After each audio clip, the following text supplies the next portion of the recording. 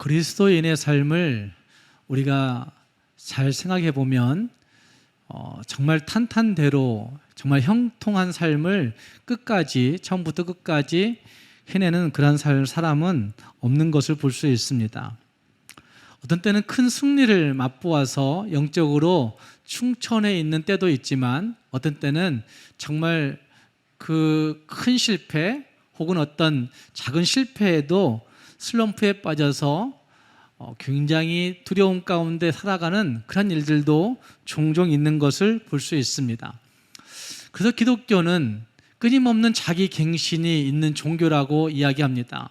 특히 개혁교단에 함께 주를 섬기고 있는 우리 모두는 개혁교단이라고 하는 개혁의 의미는 끊임없는 자기 개혁을 이야기하고 있는 것을 볼 때에 어쩌면 슬플 때에도 잘 될 때에도 성공할 때에도 실패할 때에도 좀 굴곡이 있는 모든 곳에서도 끊임없이 자기 갱신을 이루어가는 사람들이 진짜 그리스도인이라 말할 수가 있다는 말입니다.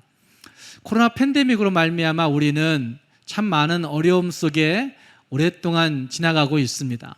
이제는 우리에게 가장 큰 문제가 있다고 한다면 영적인 감동을 지금 잊어버리고 있다고 하는 것이 가장 큰 문제라고 저는 생각합니다. 지난 주간에 어떤 분하고 얘기하다가 목사님, 오늘날 교회가 영적으로 무장 해제 받은 것 같아요. 무장 해제 당한 것 같아요. 이렇게 하는 얘기를 들으면서 참 맞는 얘기다라는 생각을 같이 공감해 본 적이 있습니다. 교회의 가장 큰 문제는 영적으로 무장 해제 당하여서 이제는 영적으로 무엇인가를 꿈꾸어 보고자 하는 마음도 없어지고 기도하고 도전하고 싶은 마음도 사라져버리고 말씀 읽고 찬송하면서 다시 해보고자 하는 그런 마음들이 영적인 부분에서 거의 다 없어져 버린 그런 상태에 있다고 할 수 있다는 말입니다. 어쩌면 주님이 우리에게 무엇을 요구하실까 하는 것들을 우리는 듣고 실행해야 되는 것인데 우리의 시대 가운데 하나님이 진짜 우리에게 원하시는 것이 있다고 한다면 코로나 팬데믹의 상황 가운데 있는 그 어떤 일들이 아니라 사실 우리가 하나님 앞에서 다시 바르게 세워지고 개혁되어지는 것, 갱신되어지는 것, 이것을 하나님 우리에게 요구하고 있다고 말할 수가 있을 것입니다. 그래서 오늘은 이 말씀을 같이 생각해 보시면서 하나님은 우리에게 무엇을 요구하시는지를 들어볼 수 있기를 바랍니다. 함께 읽은 이 느헤미야서에는 두 번의 개혁적인 이야기가 거기 등장합니다.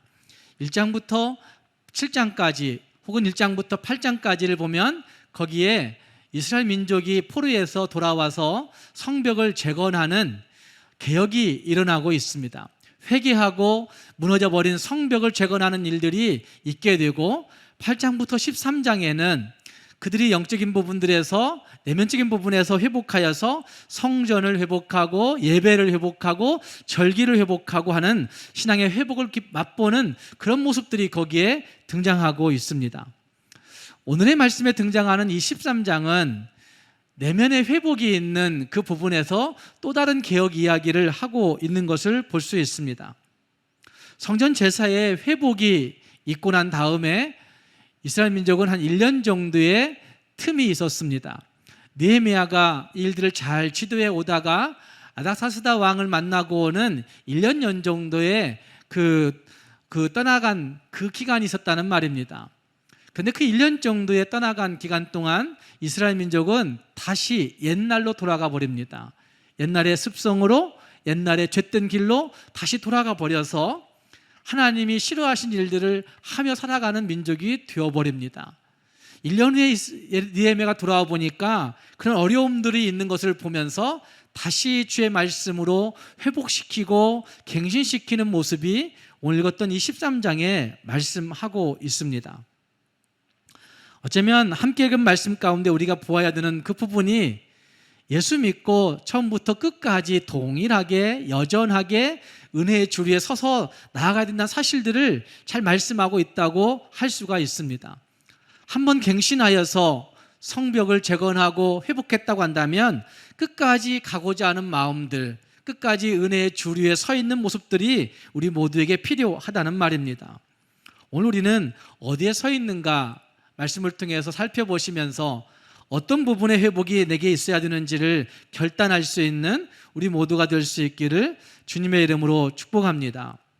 먼저 우리는 내 영혼의 지성소를 잘 사수할 수 있어야 됩니다. 느헤미야 12장에서 이스라엘 민족은 기쁨 충만한 봉헌식을 하나님 앞에 올립니다. 성벽을 봉헌하는 일들을 감당하면서 하나님, 우리가 다시는 실패한 역사를 살지 않겠습니다.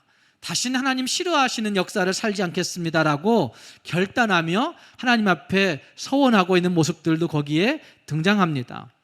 근데 1년 정도 지나가 버린 그 시간 동안 그들은 옛날의 역사로 되돌아가 답습하고 있었던 것입니다.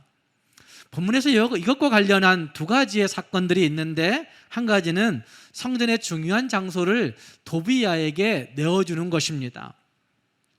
함께 읽은 말씀 4절 말씀과 5절 말씀 보면 이렇게 말합니다. 이전에 우리 하나님의 전에 방을 맡은 제사장 엘리야십이 도비야와 연락이 있었으므로 도비야를 위하여 한 큰 방을 만들었으니 그 방은 원래 소재물과 유향과 그릇과 또 레위 사람들과 노래하는 자들과 문지기들에게 11조로 주는 곡물과 세포도주와 기름과 또 제사장들에게 주는 거제물을 두는 곳이다.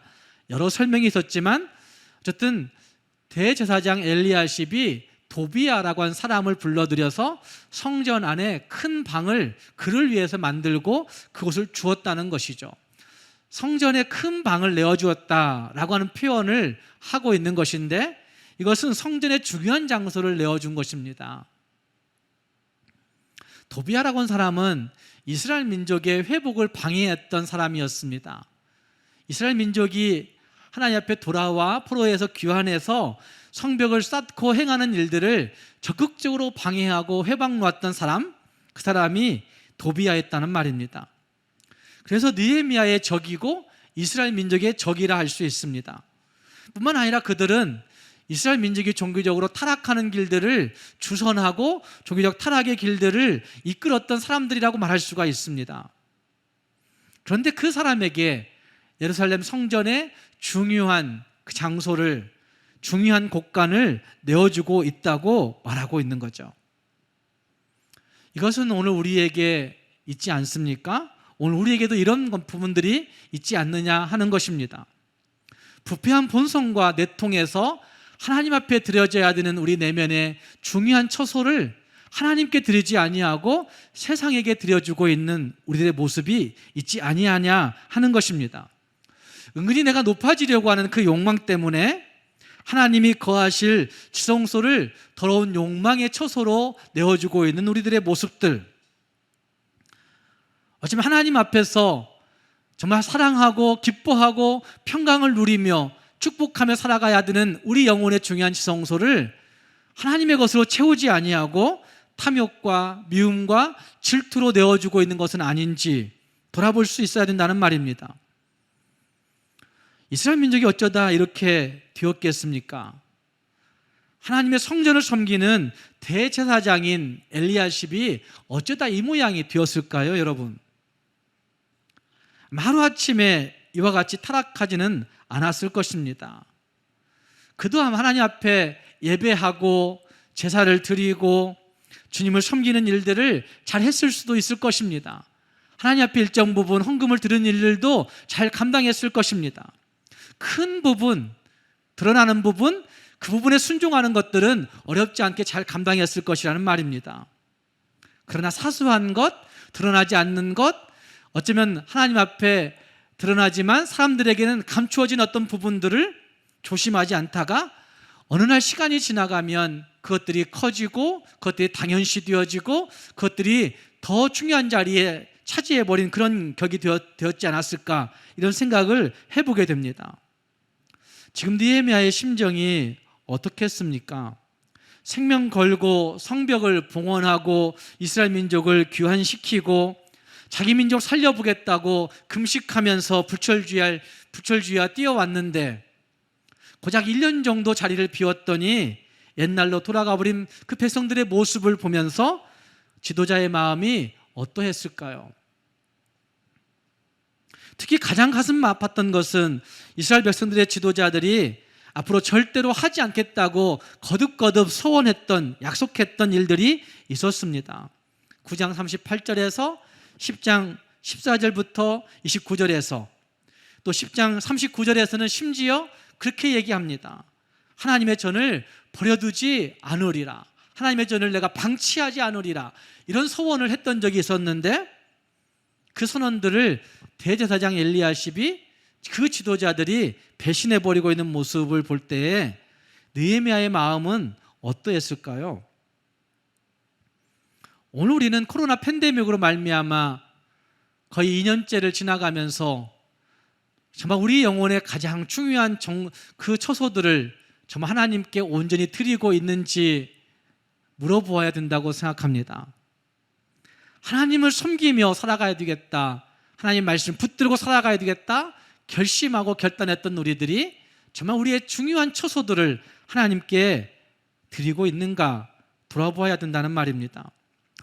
로버트 벙어라고 하는 사람은 내 마음 그리스도의 집이라고 한 책을 정말 우리들에게 참 좋은 책으로 남겨주었습니다. 로버트 벙어는 거실과 안방과 서재와 그리고 부엌, 주방을 다 주님께 맡겼다고 그 책을 보면 볼 수가 있습니다. 전에는 거실이 TV를 보거나 잡담하던 곳이었지만 이제는 그 주님이 거실의 주인이 되어주시라고 주님께 맡겨버립니다. 부엌도 전에는 내가 먹을 것, 내 먹는 식욕을 채우는 욕망을 위한 곳이었지만 이제는 그 세속적인 욕망까지도 주님이 주장해 주시라고, 그 부엌도 주님이 맡아주시라고 주님께 맡겨버렸습니다. 뿐만 아니라 자기가 집안에서 행하는 그 작업실도 이제는 주님의 크고 강한 그 팔로 다스리시고 하나님이 인도해 주시라고, 그렇게 행할 때 내가 이웃과 자신을 위해서, 가정을 위해서 일할 수 있는 그런 일들이 있게 될 거라고 결심하면서 하나님께 자기의 작업실도 맡겨드립니다. 이런 식으로 자기 집에 있는 모든 공간들을 다 하나님께 맡겼다고 생각했습니다. 주님이 내 모든 공간의 주인이시라고, 주님이 내 모든 시간의 주인이시라고 고백하면서 모든 걸 다 주님께 맡겨드렸습니다. 그런데도 그 마음 가운데 평화가 없습니다. 괜히 마음 가운데 석연치 않은 어떤 부분이 있는 거죠. 편하지 않는 겁니다. 로버트 벙어가 이것 때문에 심각한 고민을 오랫동안 했습니다. 우리 집에 어떤 부분에 문제가 있을까, 이런 고민을 하다가 어느 날 갑자기 생각납니다. 2층의 다락방에 그 벽장에서 이상한 냄새가 나는 것들을 느끼게 되고 생각이 되어졌습니다.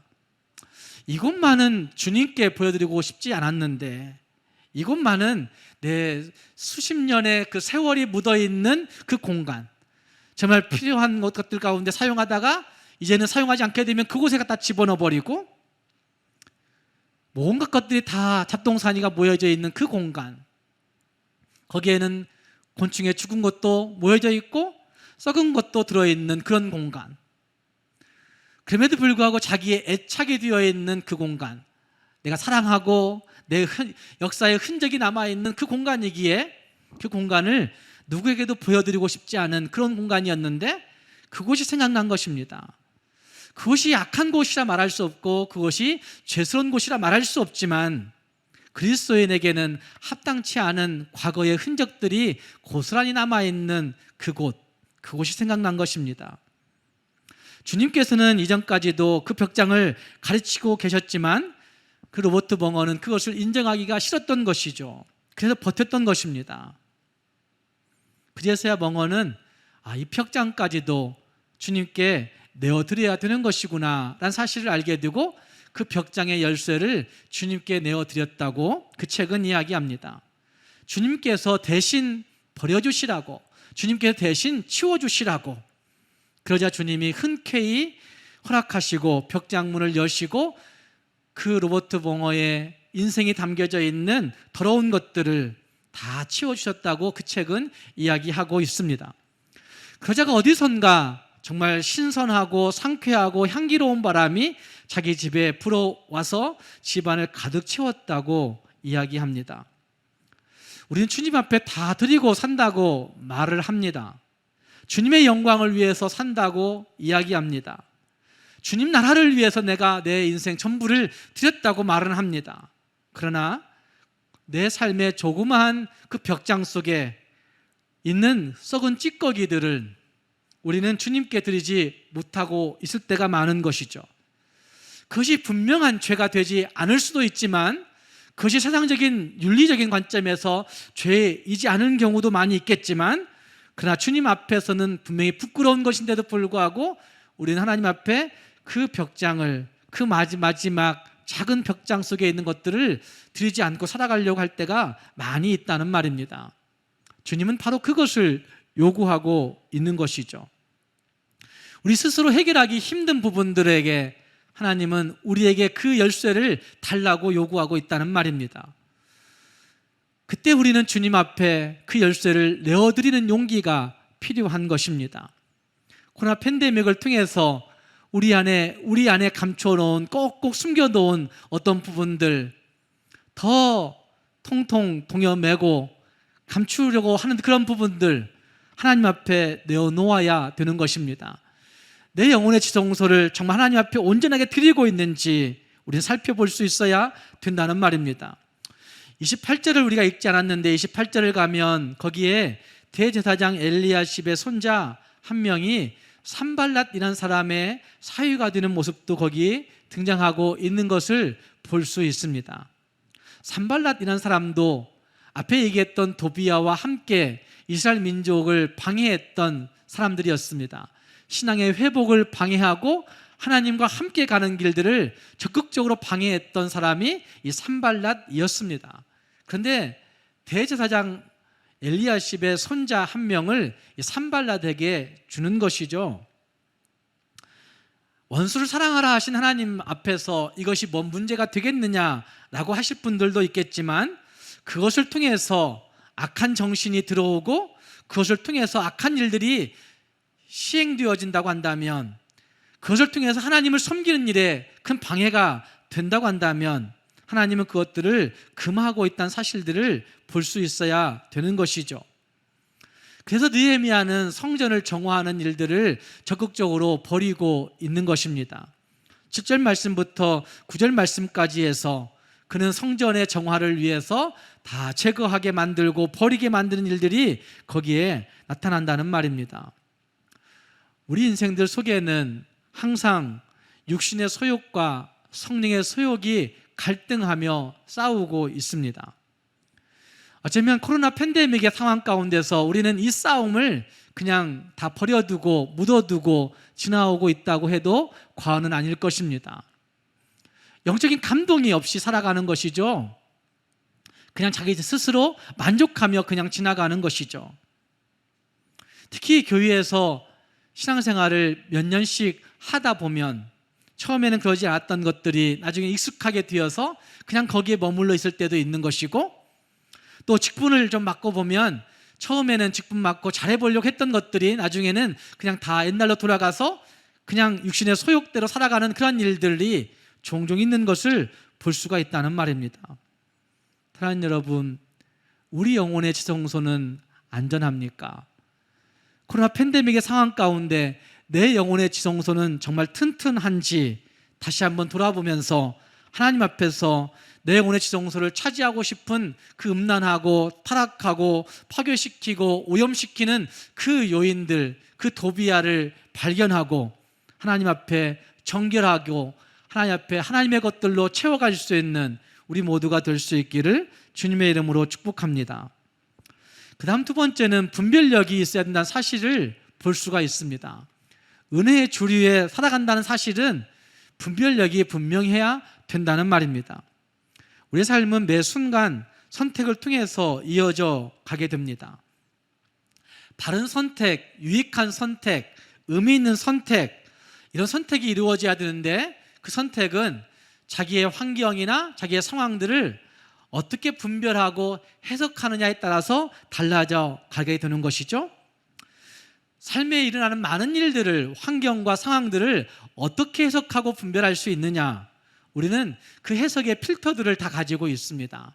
내 지식이나 내 경험이나 세상의 이념, 세상의 어떤 그 주의로 말미암아 우리는 그것들을 해석하고 결정하고 선택하게 된다는 말입니다. 그러나 세상에서 주어지는 많은 선택의 기준들은 영원한 기준이 될 수 없고 절대적인 기준이 될 수가 없습니다. 그럼에도 불구하고 그 기준들을 우리는 더 옳다고 여길 때가 많은 것이죠. 이스라엘 민족이 바로 그랬던 것입니다. 그래서 그들은 느헤미야가 없는 그 1년여 동안에 자기들의 기준을 다시 세상으로 가져가서 그 분별력의 흐려짐으로 말미암아 수없이 실패해왔던 그 실패를 다시 답습하게 되고 있는 것이죠. 성도의 삶에는 바른 분별력이 분명히 있어야 됩니다. 근데 그 바른 분별력은 두 가지의 통로를 통해서 우리에게 다가오게 됩니다. 한 가지는 말씀을 통해서 다가오는 겁니다. 말씀의 깨달음이 있을 때 바른 분별력이 있을 수 있다는 말입니다. 느헤미야는 오늘 읽었던 말씀 1절 말씀에서 이렇게 말합니다. 그날 모세의 책을 낭독하여 백성에게 들렸는데 라고 말씀하고 있습니다. 1년 나갔다가 다시 들어와서 그날 이스라엘 민족의 그 실패한 모습들을 보고 있는 그날, 이스라엘 민족이 다시 옛날로 돌아간 그 모습을 보고 있는 그날, 느헤미야는 그들에게 말씀을 전하고 있다는 말입니다. 권위를 가지고 그들을 책하지 않습니다. 자기의 지식이나 경험을 가지고 말하지 않습니다. 어쩌면 이에 느헤미야는 백성들을 잘 이끌어서 지금까지 그 성벽을 잘 쌓는 놀라운 일도 이루어냈습니다. 본래 총독이니까 그 총독이라는 지위로 갖는 권위가 있었지만 그 권위를 사용하지도 않습니다. 다만 하나님의 말씀을 들려주고 있습니다. 그날에 모세의 책을 낭독하여 백성에게 들렸는데 라고 말씀하고 있습니다. 하나님의 백성들 가운데 존재하고 있는 문제들을 보고서 그것을 고치고 공동체를 하나님 앞에 바르게 세우기 위해서 하나님의 말씀밖에 없겠구나, 그 말씀이 기준이구나 라는 사실을 알고 난 이 느헤미야는 그 말씀을 선포하고 들려지게 하고 있는 것입니다. 말씀의 가치가 새롭게 발견될 때, 말씀이 바르게 선포되고 전달되고 들려질 때 그곳에 진짜 영적인 갱신과 개혁이 이루어지게 되고 영적인 주의 은혜가 거기에 자리 잡게 되는 것들을 볼 수가 있습니다. 보통 사람들이 나는 특별히 어떤 생각 없이 살아간다고 이렇게 얘기하는 경우들이 많습니다. 특히 중년이 넘어가면 많은 사람들이 그렇게 생각합니다. 특별한 생각 없이 그냥 마음 가는 대로 살아가고 있어요. 이렇게 얘기합니다. 특별한 생각 없이 살아간다는 그 자체, 그것도 생각인 것이죠, 사실은. 나름대로의 삶의 기준들을 다 가지고 있는 겁니다. 자기가 가지고 있는 어떤 해왔던 어떤 경륜이나 자기가 습득한 지식이나 그 모든 것들을 가지고 생각하며 살아가는 거죠. 그것이 철학이고 그것이 자기의 이념인 것이죠. 이스라엘 백성들은 하나님께서 축복하신 공동체가 되기 위한 기준을 분명히 가지고 있었습니다. 말씀이라고 하는 기준을 가지고 있었습니다. 그럼에도 불구하고 그들은 각자의 목표, 각자의 기준, 각자의 생각대로 다시 돌아가 버린 그런 모습들이 거기에 있는 것이죠. 종종 어떤 분들에게 이런 얘기를 들을 때가 있습니다. 목사님, 제가 이렇게 살려고 한 게 아닌데 어쩌다 보니까 여기까지 와버렸어요. 이렇게 얘기하는 사람들이 있습니다. 그러면서 그런 얘기합니다. 어떤 분들이, 목사님, 제가 젊을 때 돈 되는 일은 뭐든지 하며 살았었어요 라고 그렇게 얘기하는 사람들이 있어요. 비굴하기도 하고, 그리고 의미 없게 살았던 인생이 후회스럽다고 그렇게 얘기합니다. 근데 또 어떤 분들은, 조금 더 연세 드신 분들은 이런 얘기합니다. 목사님, 내 인생 참 부질없는 일 많이 해야만 살았는데 너무 명예를 쫓아 살아갔던 것 같아요. 이런 얘기하는 사람도 있어요. 그때는 그것이 옳다고 여기면서 살아가는 것이죠. 그런데 양파 껍질 벗기듯이 한 커플 한 커플 벗기다 보니까 아무것도 아닌 것을 느끼게 되는 거죠. 아무것도 아닌 것을 나중에 결국은 발견하게 되는 겁니다. 지난 주간에 제가 차별금지법과 관련해서 국회의사당을 방문해서 국회의원들을 만나고 광주의 여러 대표급 목사님들하고 같이 서울에 동행한 적이 있었습니다. 근데 그때 오가면서 전남대학교에 약대 부학장을 지내신 교수님과 그런 얘기 나눴습니다. 장모님, 할 수 있는 일이 많지 않아요? 이렇게 얘기했어요. 장모님 저한테 물어보는 거죠. 목사님, 앞으로 하고 싶은 일들이 뭐예요? 이렇게 물어보시는 거예요. 장모님, 제가 그렇게 많이 살지 않았지만 돌아보니까 할 수 있는 일들이 많지 않더라고요 라고 얘기했어요. 그때 지금 그분은 이제 퇴임하고 70세이신데 저한테 그런 얘기를 해요. 목사님, 참 맞는 얘기 하셨네요. 우리 인생이 할 수 있는 일들이 많지 않았었어요. 자기도 젊을 때 교수 되고 약사 되고 이러면서 뭔가 할 수 있는 일이 많다고 생각했다는 거예요. 그런데 70 되고 보니까 내가 할 수 있는 일들이 많지 않더라 라는 사실을 발견하고 후회할 때가 조금 있었다고 얘기를 하시더라고요. 아무것도 아닌 것을 나중에서야 발견하는 거죠. 한참 후에서야 발견하는 겁니다. 이스라엘 백성들이 삶의 현장에서 만나는 그 직면하고 있는 많은 문제들 앞에서 그들은 자기들의 방식을, 자기들의 생각을 관철하고 시키고 그것들을 선택하며 살아왔지만 그것이 하나님이 기뻐하시는 방법이 아니었다는 사실들을 한참 뒤에서야 발견하고 후회하는 일들이 수없이 있어 왔던 것이죠. 그래서 느헤미야는 다시 그들에게 말씀을 들려주고 있는 모습이 거기에 있습니다. 3절 말씀을 보면 이런 말씀이 있습니다. 백성이 이 율법을 듣고 곧 섞인 무리를 이스라엘 가운데에서 모두 분리하였느니라. 말씀을 듣고 곧 바로 그들 안에 있는 섞여진 무리들을 다 분리해서 버려버렸다, 이렇게 얘기하는 거잖아요. 그러니까 여기 말씀을 들었다는 말씀은 단순히 귀로 듣는 것 정도가 아니라 그 말씀을 마음으로 깨달았다는 얘기죠. 말씀을 듣고 깨닫고 결단한 모습을 표현하고 있는 말씀이 율법을 듣고라고 하는 표현이라 할 수 있습니다. 내가 내 인생에 참 원칙 없이 살았구나, 아무 원칙 없이 아무 잣대나 들이대며 살아왔구나 라는 사실들을 깨닫고 나서 그들은 너무나 엉뚱한 데로 와 있는 자기들의 그 민족의 역사를 돌이켜서 섞여진 모든 것들을 내어버리고 있는 모습이 거기에 있다는 말입니다. 개인이든 공동체이든 하나님 말씀이 제대로 들어가면 반드시 변화가 일어납니다. 나는 왜 변화가 안 될까? 말씀이 제대로 들어가지 않았기 때문에 그렇습니다. 어거스틴이라는 사람은 회심의 이야기를 할 때마다 잘 예로 들어지는 그런 인물인데, 어릴 때 예수님을 믿었지만 그러나 이방 종교에 빠져서 방탕한 삶을 살아가다가 그리고 정말 방탕한 생활 가운데 사생아도 낳는 그런 일들이 있었었죠.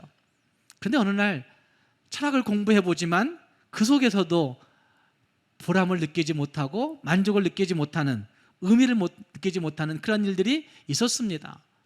하루는 밖에서 떠드는 아이들의 목소리가 펴서 읽어봐, 펴서 읽어봐 이런 소리로 들려오는 거죠.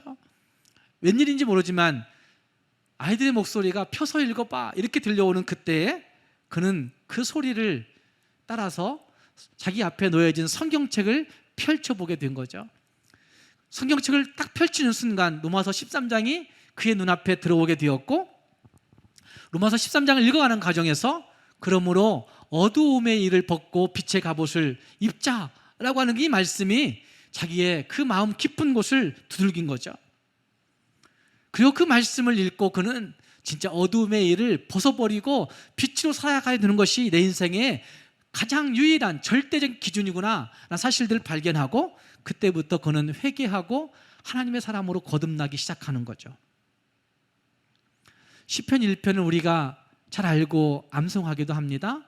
복 있는 사람은 하나님의 길을 쫓아가는 거죠. 말씀을 쫓아가는 거죠. 그런데 그 말씀 가운데 이런 부분이 있습니다. 복 있는 사람은 시절을 쫓아 과실을 맺으며 라고 말씀합니다. 시절을 쫓아 과실을 맺으며, 하나님 말씀을 따라가는, 말씀을 사모하고 말씀대로 살아가는 그 복 있는 사람이 시절을 쫓아 과실을 맺는다는 말씀은 어쩌면 우리가 알고 있는 봄, 여름, 가을, 겨울 이때 따라서 맺는 과실만을 얘기하는 것이 아닐 겁니다. 이걸 우리 인생에 적용해 본다고 한다면 젊을 때에 맺는 과실이 있는 것이고, 어릴 때에 맺는 과실이 있는 것이고, 중년 때에 맺는 과실이 있는 것이고, 노년 때에 맺는 열매가 있는 것이다, 이렇게 이야기할 수 있지 않겠습니까? 또 우리 인생이 겪는 상황을 이야기한다고 한다면 가난할 때 맺는 과실이 있는 것이고, 부유할 때 맺는 과실이 있는 것이고, 어쩌면 두려울 때 맺는 과실이 있는 것이고, 지치고 어려울 때 맺는 과실이 있을 수 있다는 사실을 말씀하고 있는 것이죠. 병든 사람이 맺어야 되는 과실이 있는 것이고, 여자로서 맺어야 하는 과실이 있는 것이고, 남자로서 맺어야 하는 과실이 있는 것이고, 지식이 있는 사람이 맺는 과실이 있는 것이고, 지식 없는 사람이 맺는 과실이 있는 것이고, 어떤 류의 재능이 있는 사람이 맺을 수 있는 과실이 있는 것이고, 어떤 류의 재능이 좀 부족한 사람도 맺는 과실이 있을 수 있다. 어떤 사람만 말씀을 좇아 살아가는 복 있는 사람들은 모든 시절을 좇아서 과실을 맺는다고 말씀하고 있는 것이죠. 사랑하는 성도 여러분, 우리 인생이 여러 굴곡을 경험하며 살아가고 있지만 말씀의 분별력을 가지게 될 때, 말씀을 통해서 깨닫고 느껴지게 될 때, 우리는 그 말씀을 통해서 모든 시절을 좇아서 모든 상황에서 열매 맺을 수 있음을 성경이 우리에게 증거하고 있는 것입니다. 우리 자신들은 어떤 모습에 처해 있는지 다시 한번 돌아보면서 은혜의 주 위에 서서 주의 말씀의 분별력을 가지고 시절을 좇아 열매를 맺는 우리 모두가 될 수 있기를 주님의 이름으로 축복합니다. 기도하겠습니다.